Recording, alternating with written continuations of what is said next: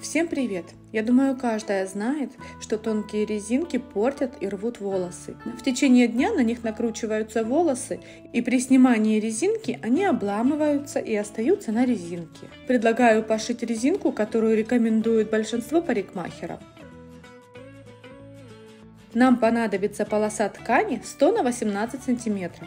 Складываем ее пополам и прокладываем шов по стороне 18 см. Выкладываем на стол сшитую деталь. Верхнюю часть складываем в середину, а нижнюю скалываем и скрепляем.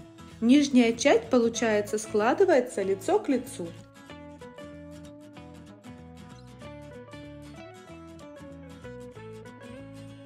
Скалываем по длине, насколько получается.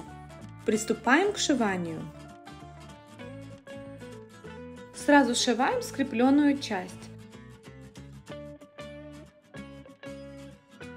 Теперь вытягиваем ткань и дальше сшиваем деталь.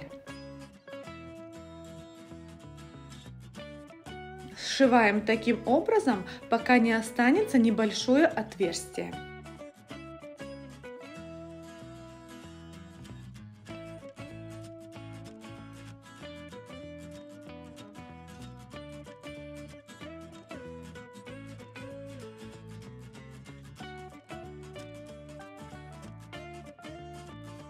Выворачиваем через оставленное отверстие. Расправляем деталь, размещая шов посередине детали. Прокладываем 2 строчки в 1 сантиметре от среднего шва с одной стороны, затем с другой стороны.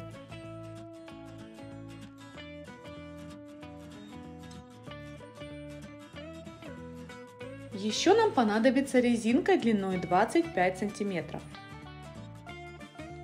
Вдеваем ее в получившуюся кулиску посередине детали.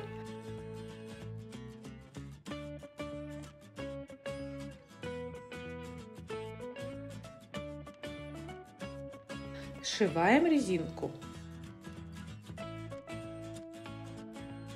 Расправляем деталь и сшиваем отверстие для выворачивания.